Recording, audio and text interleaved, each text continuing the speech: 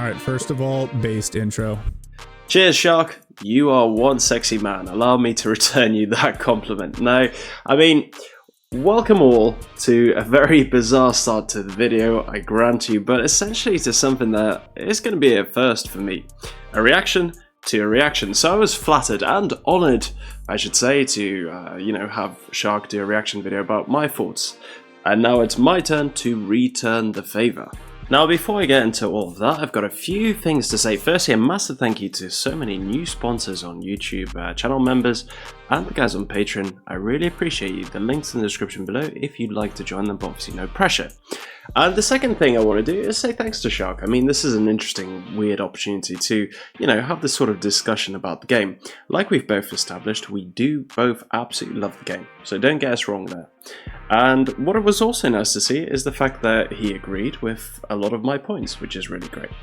Now, what I'm going to be doing is looking at his suggestions that he sent to Steel Balalaika, and hopefully get my opinion on them. Without further ado, here are the things that I wanted to highlight to the devs about how to improve Broken Arrow. All right, the first thing, which should surprise absolutely nobody that has watched these videos before, we really need a replay mode. Yes, we do. Absolutely right. I mean, it's a no-brainer. Every RTS has this. Why doesn't Broken Arrow? And and it's a source of much frustration, especially when you want to review whether the person was cheating or actually just really skilled. Obviously, cheating issues are going away, but the other thing that he mentions, which I've trimmed, is an observer mode, or basically like a commander mode. Now, this is something we both really like the idea of. I completely agree with you, mate. I would, as a serving officer in the British Armed Forces, I do love the idea of being the general and letting my five, commanders do their work whilst I give them a steer. I'd love that feature, so that would be great. The second thing that I asked for is a more of like a balanced tweak approach, and some of you guys and I have talked about this in the comments, so I'm familiar with the criticism, and nobody likes to have to rebuild their decks every week. But I think small little updates on a regular basis versus a big patch every couple of months is a really good way to keep the game from becoming stale. Mate, absolutely. I think you're spot on there as well. So there we go. 2 agreements so far. Hooray. Essentially, it would just be nicer for the devs to engage a bit more with us and keep us reassured that things are going in the right direction. Now, funnily, since the recent update of 1.011, I do believe we're actually seeing a bit more of that, a bit more engagement, a bit more reassurance on the Discord. So there we are, some progress there. But the tweak approach to balance versus the major overhaul is going to keep the meta shifting just a little bit and keep players involved in the game. It'll feel fresh and new on a regular basis and not boring. And stops us having crazy situations like that too. The third thing that I asked for is more variance in the specializations. Right? The last couple of patches, we have seen the devs, even to the point of adding new units like the CRAM, sliding capability to all the different decks so that the deck's big weaknesses kind of go away. And I want to get away from this. I think both factions should have specializations that are more well-rounded but have lower kind of high-end capability. Well, shock and horror, we find ourselves in agreement once again. So here's the beautiful CRAM that was introduced in the update. Now, you would also think, why have they slammed it in here when obviously the AIM-9 with its Sidewinders basically does the same job, apart from it can't move at the same time as doing it. So yeah, I agree. I'm not so keen on every specialization being able to do everything, but I don't want the same, the same sort of situation where Guards Tank Brigade was the go-to for Russia, or the Armored Special Forces was the go-to for America. So yeah, it is a tough one to balance, and you know what? Maybe it is time for just a 6th specialization. That would be good. Marine Corps or Striker for the US, or Coastal or Mechanized for the Russians. Those should be your basic specs that if you have that in your deck, you have an answer to every problem, but maybe not the best answer. And then I think they should focus on having specs that have really high upside when they're used well, but impose some risk if they're used either poorly or in the wrong situation. So I think US SOF or Russian VDV or motorized, the US armor versus Russian Guards armor, right? Those should bring a lot of power, but at the cost of a lot of other capability, right? And this is already kind of in place in the game, but I really just think that like future balance changes should actually focus on exaggerating those differences rather than homogenizing everything kind of back to the middle. All right, and for my last few, I definitely gave Steel Ball like a more than just 5 things. But these are some, I'd say, spicier takes that have the potential to maybe drive some people crazy, but I think would make the game more interesting. So the next one, I would like to see more separation between elite infantry and mainline infantry. So as you guys remember, one of the first patches that came out, they actually changed the sprint mechanic so it was the same between elite and regular infantry. And I think that was necessary because regular infantry just constantly felt like they were on cooldown. They couldn't react to contact, and in many cases they would just get destroyed outright.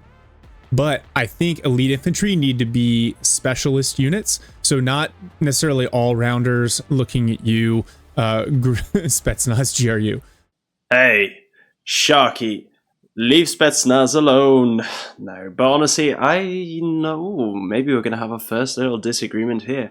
I do think that the special forces, like the GRU, for example, do that damage, that high damage that he's talking about, and I do think they're very specialized. I mean, personally, I actually run them in the double Verba setup, which is, basically, a nuance of the deck, but you can see you can see the full video as to why. You know what, I'll link it up here.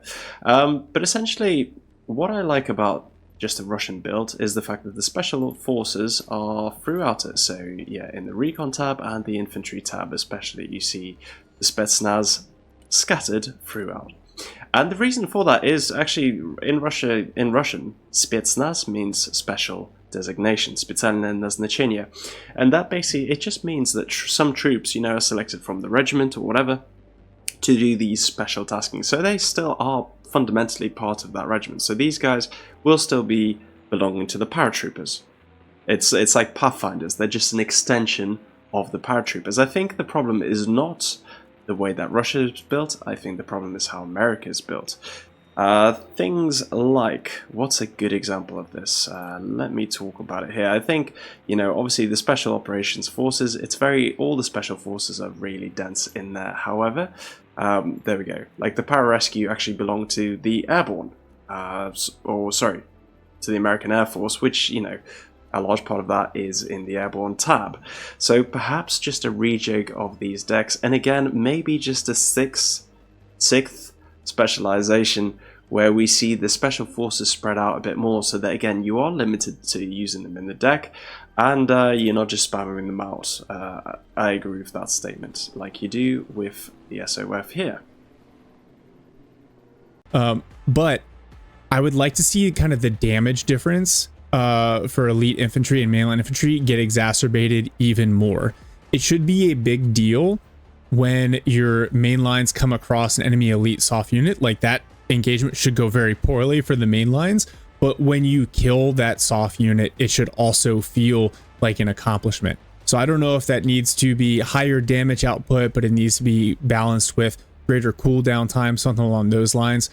But what I want to encourage here is players choosing the right tool for the problem rather than just spamming a couple of overpowered units as a whole.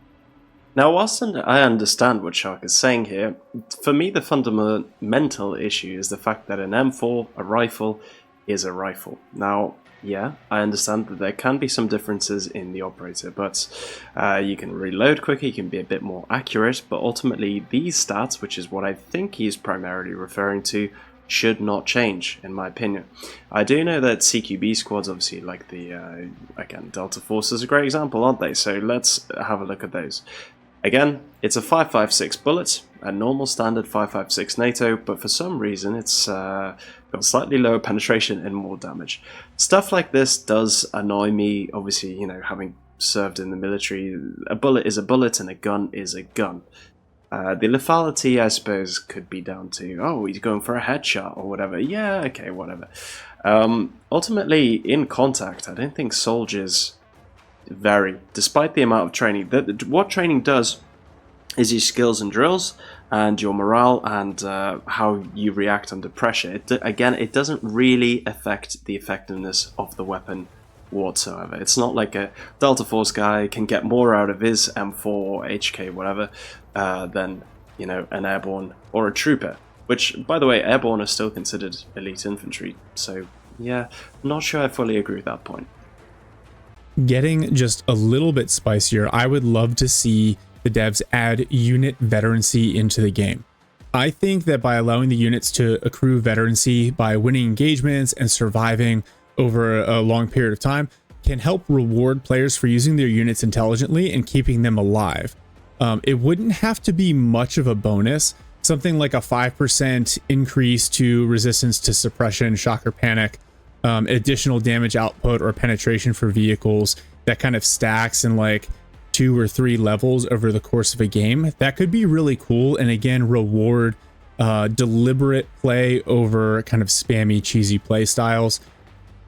Implementing this for airplanes would obviously be much more difficult, but I think for like the infantry and ground vehicle play, this could be awesome. I'll also say for artillery, this could be absolutely busted. So how they implement it has to be like really, really buttoned up.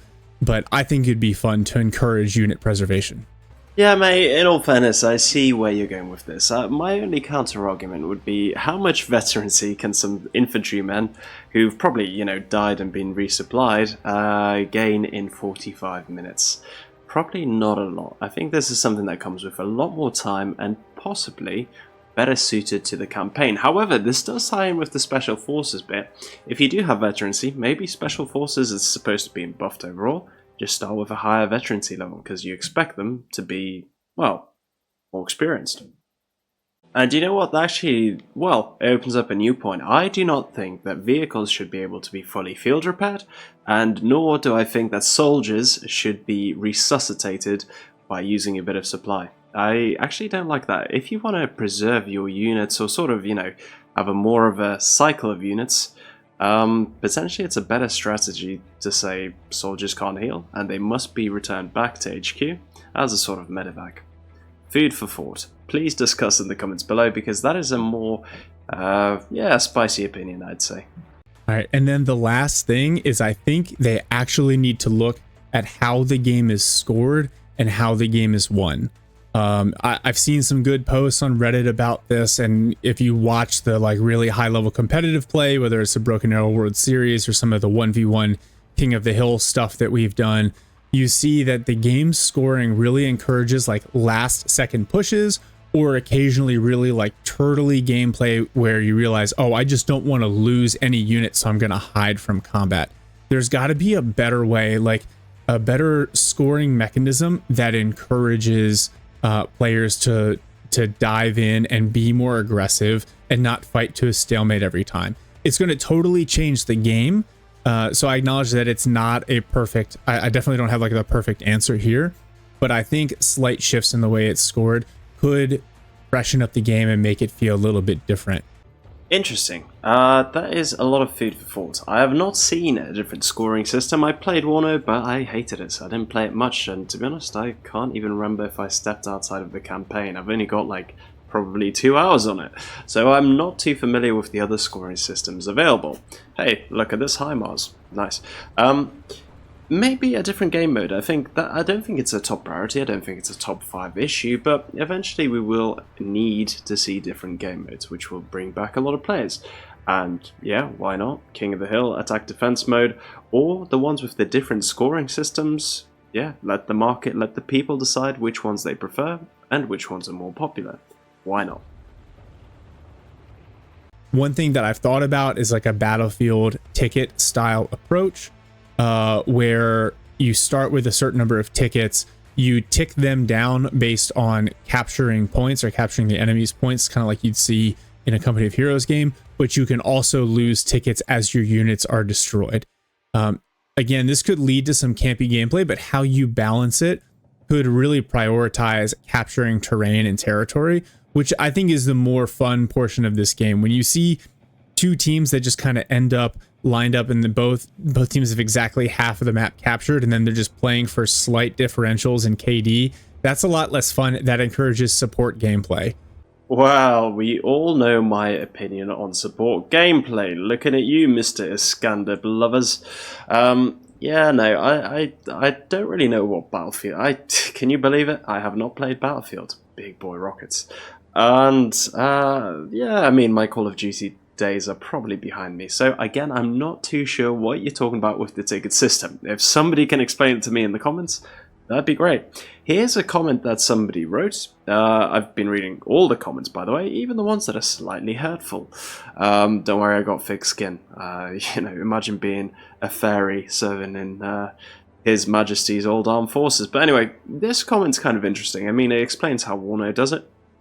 And you know what? Having basically more points for certain more strategically important parts of the map is a potential idea. But again, perhaps there should be a different game mode as opposed to an overall game change. But if you get into it and you say you have to capture points to win the game, suddenly having a support player on your team is a huge handicap. So I would love to see them look at this. I don't have the answers, but if anyone out there, especially you, Lima, if you've got an idea for how to implement this, I'd love to hear it. Well, mate, I mean, yeah, the different game modes is one suggestion. Another suggestion, which again should probably be a different game mode from the other one, is that objectives pop up, so they're dynamic. Maybe they change during the phases, you know, different orders, etc. Food for thought, who knows? Well, that's all from me and Shark, I suppose, and those are our 5 points. Again, you can watch the previous reaction video, I'll link in the description below, Shark reacting to my 5 points. But there we go. I think the back and forth will stop there, but I'm definitely keen to work with him a bit more, because it seems like we have a lot in common, and there's definitely a few really good ideas flying around. What I'd like to do now is actually react to some of the comments and some of the other ideas that I'd seen, so let's go into that. Feel free to press pause whilst you read this comment. Essentially what he's proposing is that self-propelled guns, like artillery, should be very expensive, without the F word. And basically we should have field stuff, like field cannons and field mortars. I 100% agree with that. I don't understand why they're not in the game already. So towed units that can't be relocated and moved as easily around the battlefield. That is a brilliant idea. Thank you so much for that one. Now here's another pretty decent point that somebody else has raised about veterancy. Now, I'm not sure how much I fully agree with this, because ultimately, if you do lose a unit, the problem is that they die, which means that the enemy gets those points. So there is still a sense of saving your troops in the economy. When it comes to like income, etc., I think, yeah, I'm not too sure exactly what you mean, to be fair, but the game is all about trading favorably. And that is something that could be limited by limiting less support and by the veterancy system coming into play. But as we established before, can you become a veteran in 45 minutes? I mean, I've served 9 years in the armed forces. I definitely wouldn't call myself a veteran. So yeah, not too sure if that's the best way to go about it. And to finish it off, we got a nice comment. Thanks, mate. We love reading those comments, even if you think we don't. Cheers. And thanks to all of you guys for watching. I really, really appreciate it. Appreciate Shark again for encouraging this bit of, you know, dissing each other. We're not dissing each other, are we? But positively critiquing each other's opinions. I think it kind of reminds me of a bit like, you know, a master's thesis where they go, oh, thank you for taking the time to express your opinions on my opinions. But here we are, a bit of opinionception, and that's a good name for the video. That's what I'll call it. But yeah, good crack, good bit of fun, and yeah, first time doing this sort of thing, so I hope you enjoy it as well. I mean, and 7 Shark wrote in his comments that you know you've made it when you've had a reaction video done to you. I'm not sure I feel like I've made it just yet, but either way, I appreciate the sentiment. Thank you all so much for watching. See you next time. Bye bye.